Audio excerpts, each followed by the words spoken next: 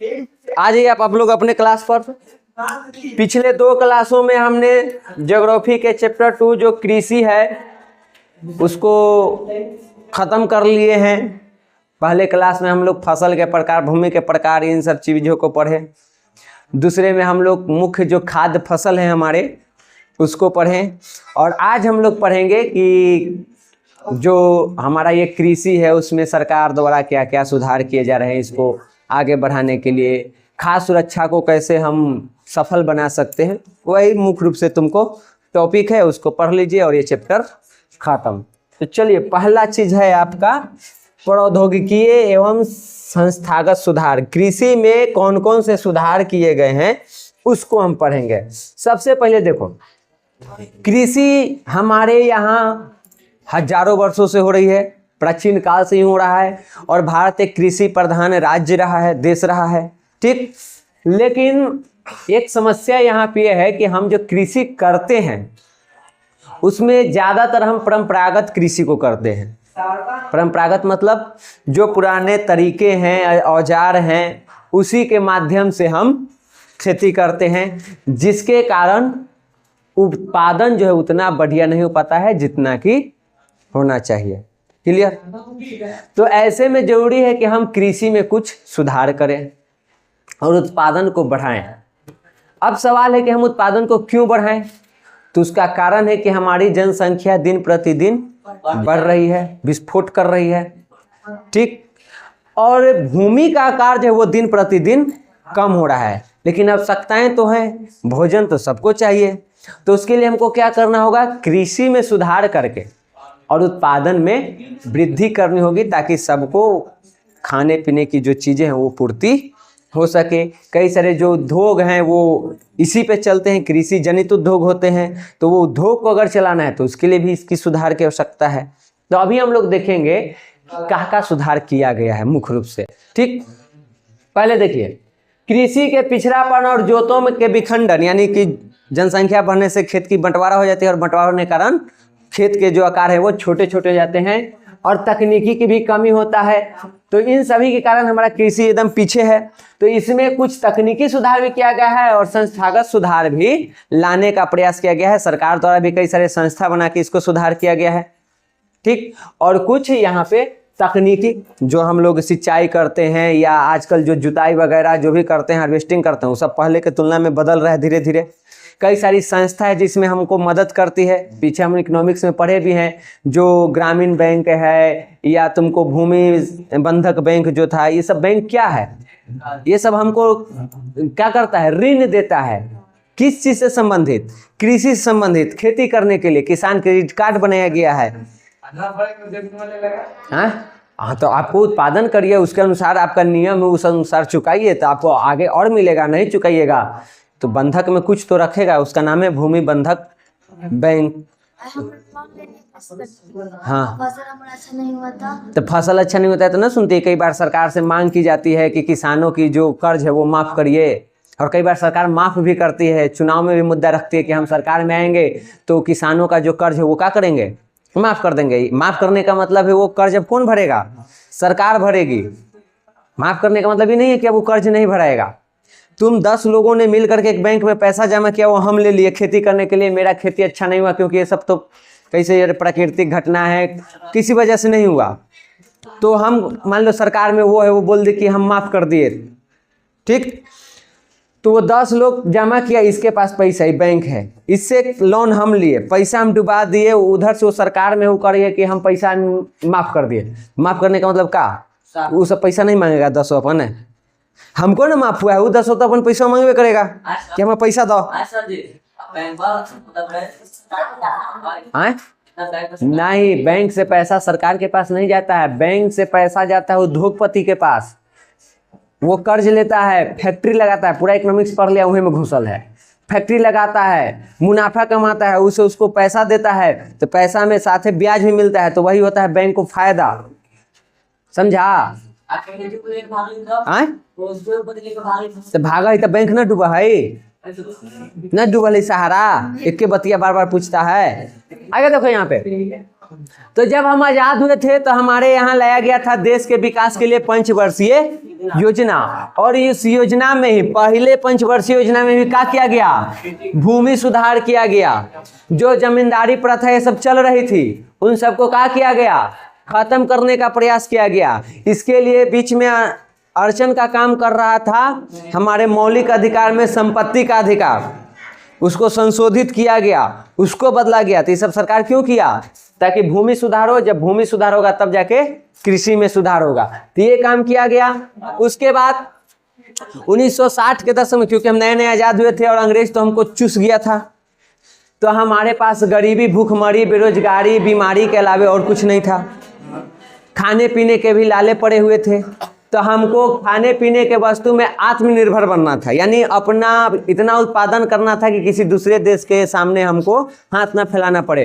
और उसी के लिए 1960 के दशक में क्या लाया गया था, हरित क्रांति, जिसके माध्यम से वैज्ञानिक तरीके से खेती किया गया। रासायनिक खाद, कीटनाशक, उर्वरक, बढ़िया वाला बीज, इन सबों का उपयोग करके और उत्पादन में वृद्धि किया गया था। ये भी सरकार की तरफ से एक सुधार किया गया था उत्पादन बढ़ाने के लिए।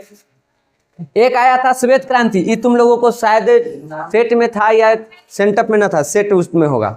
टेस्ट लिए हम बताए हैं कि ऑपरेशन फ्लड भले है, यानी क्वेश्चन बैंक के जो चला रहे थे टेस्ट, तो पूछा था कि ऑपरेशन फ्लड क्या है, तो हम बताए थे कि पढ़ा नहीं है, पढ़ेगा। ऑपरेशन फ्लड, फ्लड मतलब होता है बाढ़, लेकिन यहाँ बाढ़ की बात नहीं हो रही है। या ऑपरेशन फ्लड कहो या श्वेत क्रांति कहो, ये जुड़ा हुआ था दूध से, ठीक। तो पूछता है कि श्वेत क्रांति किस चीज से संबंधित था, तो क्या चीज से था, दूध से। इसके अंतर्गत क्या करना था, दूध के उत्पादन को बढ़ा करके और भारत को इसमें आत्मनिर्भर बनना था, यानी इतना दूध उत्पादन करना था कि किसी दूसरे देश के सामने हमको हाथ नहीं फैलाना पड़े। तो उसके लिए क्या लाया गया था, ऑपरेशन फ्लड कहो या श्वेत क्रांति। जखनी बता रहे थे तो उन्हें टॉकिंग टू ईच अदर कर रहा था, अब पूछ रहा है कौची है, पर कौची है। आगे देखो 1980 तथा 90 के दशक में व्यापक भूमि विकास कार्यक्रम शुरू किया गया था। भूमि को विकास करे, कई सारे संस्थाएं बनाए गए, बैंक खोला गया किसानों के लोन के लिए। तो इसे कई काम किया गया है। कई बार क्या होता है कि खेती को कहते हैं कि कृषि जो है वो प्रकृति के साथ एक जुआ है, किसान और प्रकृति जुआ खेलता है, ठीक। ज्यादातर तो प्रकृति ही जीतता है। जैसे इसी वर्ष की बात करो, हम लोग का धान कितना बढ़िया था, प्रकृति ने एक चाल चला, थोड़ी बारिश कर दी, आधा ले मारा। तो हम लोग प्रकृति के साथ कृषि में जुआ करते हैं।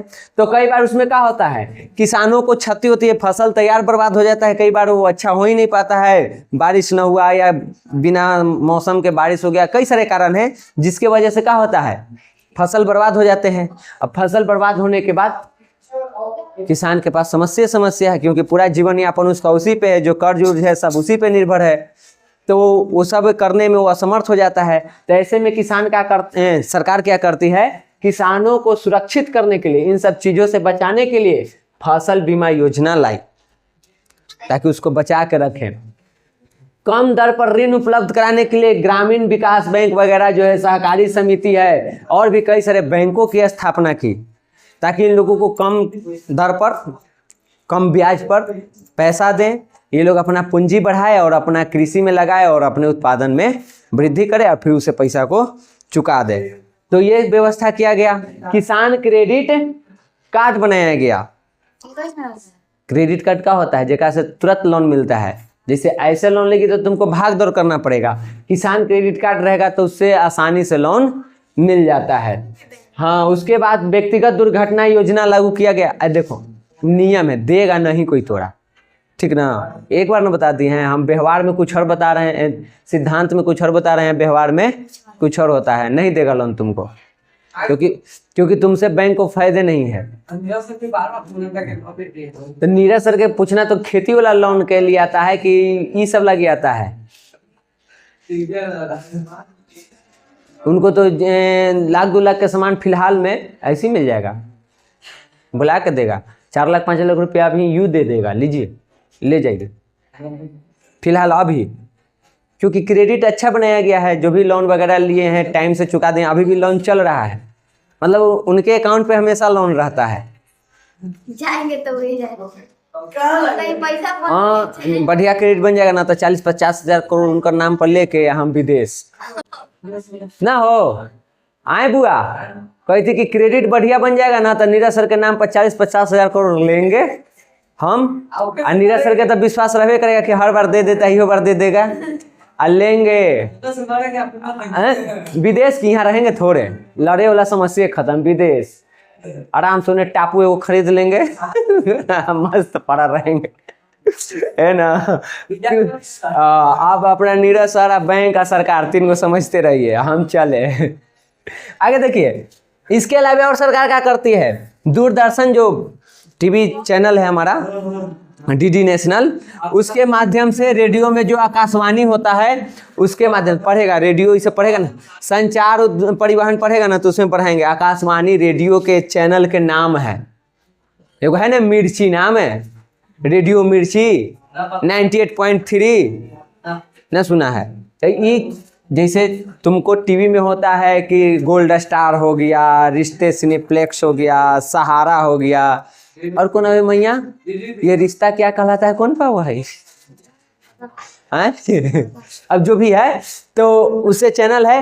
वैसे ये रेडियो का चैनल है सरकारी, ये सरकार चलाती है। दूरदर्शन और आकाशवाणी ये दोनों सरकारी चैनल है, गवर्नमेंट द्वारा चलाया जाने वाला। तो इस पे कृषि संबंधित जानकारी दी जाती है और किसानों को जागरूक किया जाता है, कृषि कैसे करना चाहिए, कब खाद डालना चाहिए, कब कैसा बीज, कैसा मिट्टी, सब कुछ की जानकारी इस पर मिलती है। तो ऐसे करके सुधार कर रही है। अब जानो बुआ तुमको पूछ देगा हरित क्रांति क्या था, या इससे आप क्या समझते हैं, किसे कहते हैं के बारे में आप क्या जानते हैं, तो लिख देना। 1960 के दशक में खाद्य सुरक्षा की पूर्ति हेतु हरित क्रांति की शुरुआत की हुई थी। इसके अंतर्गत उन्नत किस्म उत्तम बीज, रासायनिक खाद, सिंचाई, कीटनाशक आदि का व्यापक प्रयोग कर खाद्य उत्पादन में अप्रत्याशित वृद्धि की गई थी। या लिखो कि 1960 के दशक में खाद्य उत्पादन में वृद्धि के लिए उत्तम बीज, रासायनिक खाद, सिंचाई, कीटनाशक इत्यादि का व्यापक रूप से प्रयोग किया गया। इसी को हम लोग हरित क्रांति के नाम से जानते हैं। इससे कृषि उत्पादन में काफी वृद्धि हुई थी, खास करके गेहूं में और चावल में, सबसे ज्यादा गेहूं में। समझ गई। पंजाब हरियाणा में पहले इसका प्रयोग किया गया था, उत्तर प्रदेश ये वाला इलाका है ना वहाँ। उसके बाद श्वेत क्रांति अगर पूछ देवे तो बता देना कि श्वेत क्रांति भारत में दूध उत्पादन के लिए क्रांतिकारी वृद्धि लाने वाला कार्यक्रम था। यानी दूध के उत्पादन में वृद्धि करने के लिए भारत में एक क्रांति की गई, एक योजना लाई गई, एक कार्यक्रम शुरू किया गया जिसको हम लोग श्वेत क्रांति के नाम से जानते हैं। इसका उद्देश्य था कि हमारे देश में दूध के उत्पादन में आत्मनिर्भर बनना है, किसी दूसरे के सामने हमको हाथ नहीं फैलाना है। 1 लीटर बात करते हैं, 2 लीटर का चाय पी जाए कैसे? 1 लीटर पानी हाँ पाउडर पानी हम ही बेचा ही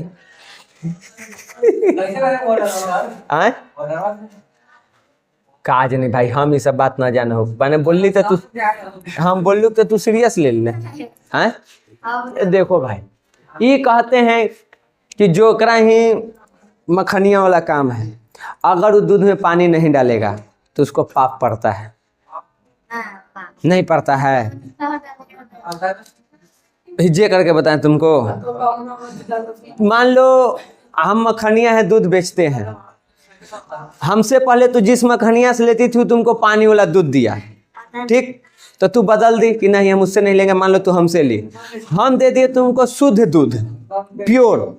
तुम्हारे लीवर में, किडनी में इतना क्षमता नहीं है पाचन शक्ति में कि उस शुद्ध दूध का पाचन कर सके।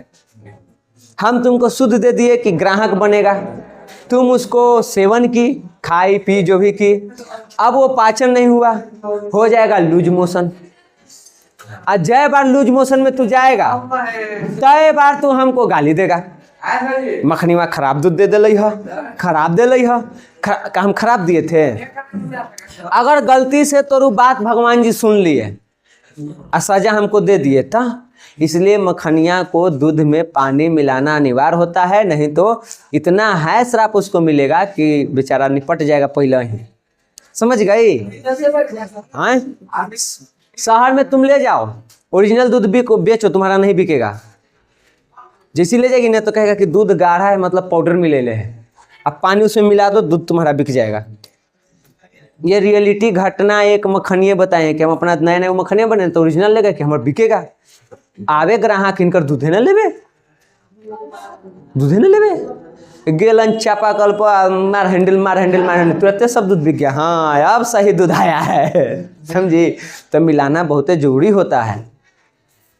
आ गया इधर, तो ये वाला समझ में है जी श्वेत क्रांति। अब ये कृषि रोजगार और अर्थव्यवस्था, कृषि के रोजगार और भारतीय अर्थव्यवस्था में क्या योगदान रहा है और फिलहाल का है। देखिए 2001 तक के जो हमारे पास डेटा था उसके अनुसार 73% जनसंख्या को 63% जनसंख्या को कृषि से रोजगार प्राप्त होता था, यानी डायरेक्ट या इनडायरेक्ट वो कृषि से जुड़े हुए थे, वही उनका रोजगार था। लेकिन आज ये घट के कहाँ गया है, 46.1% पे आ गया। तो दर इसका क्या हो रहा है, घट रहा है। पहले इसका हमारे जीडीपी में जो सकल घरेलू उत्पाद है उसमें लगभग 60% की योगदान था। आज ये कहाँ पहुंच गया है, 18% पर। ये तो रोजगार है, हम जो इतनी कर रहे हैं, जीडीपी की बात कर रहे हैं। तो जीडीपी में पहले कितना था जी, लगभग 60% प्लस में था, 60-65%। आज ये कितना हो गया है, आज हो गया है ये 18%। इतने योगदान है इसका जीडीपी में। पहले इतने लोगों को ये रोजगार उपलब्ध करवाता था, आज इतने।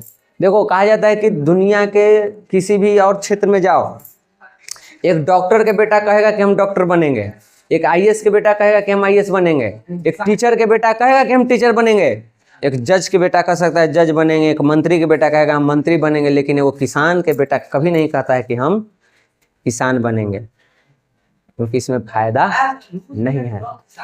ये एक सेवा है। फिलहाल भारत में बात करो तो ये बिजनेस नहीं, ये सेवा है।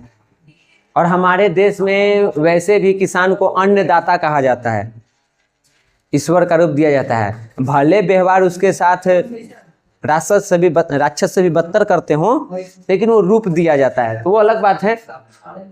तो आज हमारे जनसंख्या भी, क्योंकि अब देखो ना, हमारे दादाजी कृषि में थे, पिताजी चाचा जी जो भी हैं कृषि क्षेत्र से जुड़े हुए हैं। लेकिन हम अपना 3 भाई के बात करें, भाई बहन के हैं कृषि में नहीं है, सेवा क्षेत्र में आ गए। तो ये घटेगा रेशियो कि नहीं घटेगा, ये परसेंटेज जो है वो घटेगा कि नहीं घटेगा।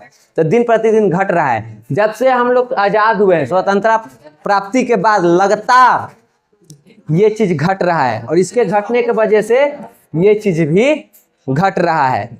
ठीक, हमारे घरेलू उत्पादन में भी इसकी जो योगदान है वो दिन प्रतिदिन कम हो रहा है, और ये एक चिंता के विषय है। ये हम तुम लोगों को इकोनॉमिक्स में भी बता दिए हैं,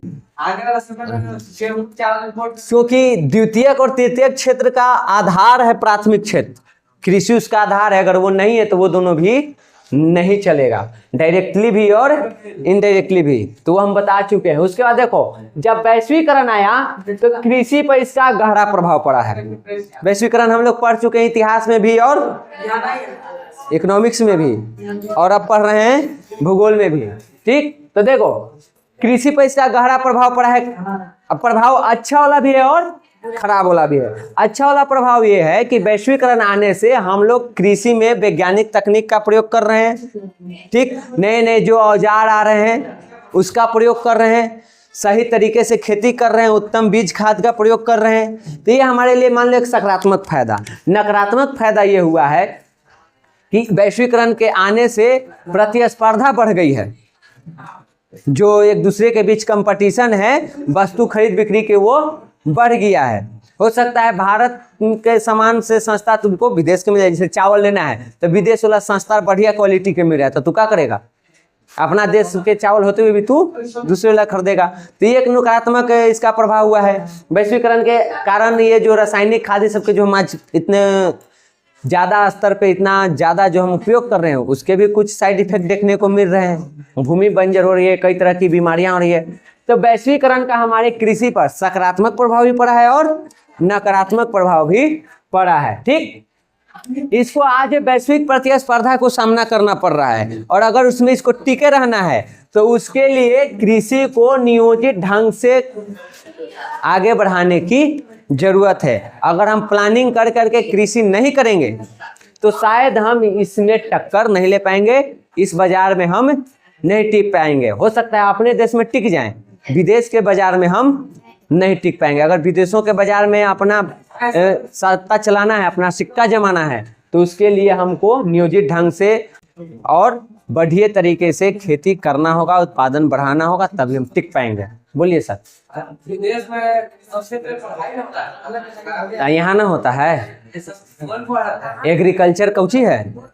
अब तुम नहीं पढ़ता तोर गलती ना है भाई। अब पढ़ला के बाद फिर तू करप्ट हो जाता है। तुमको सरकार ने नियुक्त किया कि लोगों को तुम्हारे ब्लॉक से कितने दिन आया है एग्रीकल्चर वाला अधिकारी आपको बताने कि आप अपना मिट्टी के जांच करने की में कौन सा खेती कीजिए, कब कीजिए। खा के अपना पढ़ल है ऑफिस में। तब इसमें क्या किया जाए। और भीमराव अंबेडकर जो बात बोले थे संविधान सभा में, वो एक चीज पर थोड़े लागू है। क्या कहे थे, हमने बेहतर संविधान बना दिया, लेकिन ये बेहतर तब बनेगा जब इसको मानने वाले लोग बेहतर होंगे। योजनाएं आ रही है, लेकिन योजनाएं सफल तब होगी जब उसको चलाने वाले लोग सही होंगे। समझ गए। एग्रीकल्चर के हमारे देश में पढ़ाई होता है 11th 12th से तो शुरू होता है। पढ़ो। आई अभी तो एग्रीकल्चर ना पढ़ रहा है, ये एग्रीकल्चर से ना आया है। तुम्हारा कृषि का है, क्यों ये पढ़ाया जाए। ये पढ़ाई नहीं हो रहा है। मिट्टी ना पढ़ा कि कौन मिट्टी में केकर खेती होता है। काहे तुमको गन्ना पढ़ाया गया, काहे चावल का बताया गया कि जलोढ़ मिट्टी में करना चाहिए, काहे खादर बांगर पढ़ाया गया है। क्यों है ये एग्रीकल्चर का ही तो हिस्सा है। ठीक, अलग से अध्याय नहीं है तुम्हारा, एक सब्जेक्ट नहीं है। वो सब्जेक्ट पढ़ना है तो 11th 12th से शुरू होता है। फिलहाल आपको ज्वाइंट पढ़ना है, ज्योग्राफी में उसको पढ़ लेना है। समझ गए। आगे देखिए, अगर आपको कृषि को बेहतर बनाना है तो उसके लिए इसकी जो मूल संरचना है, जैसे कि आपको बिजली होना चाहिए, आपके पास उपकरण होना चाहिए, सिंचाई होना चाहिए, उत्पादन ये सब बढ़िया हो गया तो उसको लेन देन ये सब करने के लिए परिवहन की व्यवस्था होना चाहिए, बढ़िया बाजार होना चाहिए, बाजार में तुम्हारे उत्पादन के हुए अनाज का सही कीमत होनी चाहिए। अगर ये सारी चीजें हों तभी कृषि में बेहतर काम किया जा सकता है, क्योंकि लोगों को फायदा होगा तो उसमें वो इंटरेस्ट जगाएंगे, वो काम को करेंगे। यहाँ फायदा न है इसलिए लोग ये काम नहीं करना चाहते हैं। मेहनत वाला काम है और फायदा न के बराबर है। तो अगर वो सारी चीज़ें हो तो किया जा सकता है, और सरकार इसके लिए लगातार अपना कोशिश भी करते हैं। हर तरह के कार्यक्रम योजना ये सब ला करके प्रयास कर रही है। अब है तुम्हारा खाद्य सुरक्षा। खाद्य सुरक्षा में यहाँ बात होता है बुआ कि जो हमारे खाने पीने की चीज है उसको हम सुरक्षित कैसे रखें। तो देखो, हमारी मूलभूत आवश्यकता वही रोटी कपड़ा मकान शिक्षा स्वास्थ्य, मुख्य रूप से रोटी कपड़ा मकान, ठीक, के पूर्ति के लिए, और हमारे देश में जो निर्धनता और भूखमरी की समस्या है उसके निराकरण के लिए सरकार ने खाद्य सुरक्षा प्रणाली बनाई। देखो, हमारे देश में लगभग 25 करोड़ लोग ऐसे हैं, अभी 25-30 करोड़ लोग जो एकदम गरीब हैं, एकदम BPL, below of poverty line, एकदम गरीबी रेखा के नीचे हैं। ऐसे लोग हैं जो अपनी मूलभूत आवश्यकताओं की भी पूर्ति नहीं कर पाते हैं, 2 वक्त की रोटी भी नहीं जुटा पाते हैं। तो उन लोगों के खाने पीने की चीज़ों की पूर्ति करने के लिए सरकार कई सारी योजनाएं लाई। आज हम लोगों को फ्री में 5 किलो राशन मिल रहा है। अब मोदी जी तो बिहार इलेक्शन में कहवे किए कि मेरे भाइयों एवं बहनों, आप लोगों ने हमसे कहा कि आपको अरवा नहीं उसना चावल चाहिए, तो हमारी सरकार ने उसना चावल कर दिया। उसका नहीं चाहिए। ए रुका हो, ले बंद होते। समझ गए। तो जो यहाँ के गरीब लोग हैं उनकी सुरक्षा के लिए खाने पीने की चीजों की व्यवस्था किया जा रहा है, खास सुरक्षा काम किया जा रहा है, ठीक। और इसको 2 भाग में बांटा गया है। अब 2 भाग जल्दी बंद होगा हो। बफर स्टॉक वाला सर। हाँ, एक है तुम्हारा बफर स्टॉक और दूसरा है जन वितरण प्रणाली। ये लाइन ना है जी, टे टे कर रहा है। ए रुका, चलो जखनी कटेगा देखेंगे। बफर स्टॉक देखो क्या है। बफर स्टॉक बनाने में फूड कॉर्पोरेशन ऑफ इंडिया, जिसको FCI कहते हैं, उसका सबसे बड़ा योगदान होता है। इसमें होता क्या है, हमने के फुलवारी में FCI गोदाम है।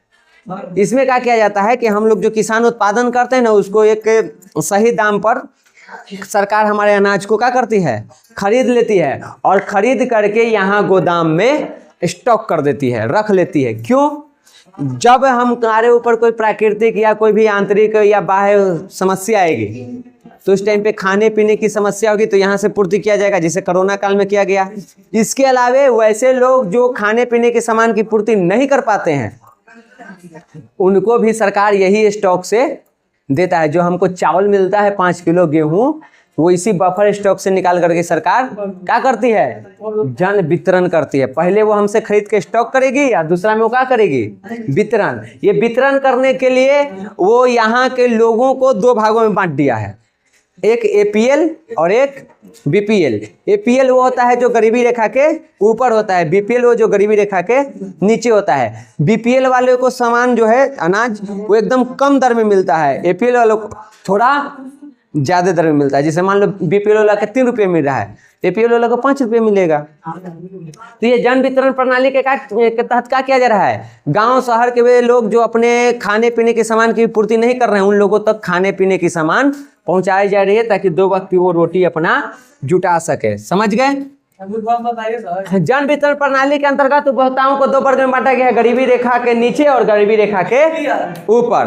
तो ये बता दिए कि गरीबी रेखा वाला कौन होता है, जिसको एकदम आय कम है तो उसको सरकार सस्ते से सस्ता में सब सामान उपलब्ध कराती है, खाने पीने की राशन के रूप में देती है, और एपीएल वालों को थोड़ा महंगा देती है। इसके अलावे हम सतत पोषणीय हरित क्रांति, सिंचाई की व्यवस्था, सहकारी तंत्रों का विकास, सरकार द्वारा आर्थिक सहायता तथा अन्य कार्यक्रम द्वारा कृषि उत्पादन में वृद्धि करके हम खाद्य सुरक्षा को सफल बना सकते हैं। आज के चैप्टर में तुमको इतना ही था, खत्म। अब देखो जो कल हम तुम लोगों को बोले थे, ये जो है ये तुम लोगों को क्या करना है, लिख लेना है, इसको भी समझ गए। ये 2 को अभी आप लोग कॉपी में नोट करिए, बंद होने से पहले काम शुरू करिए जी। इसमें बताया गया है कि सबसे ज्यादा जो फसल है किस राज्य में उगाया जाता है, 16 गो लगभग है या 18 गो, आप लोग लिख लीजिए।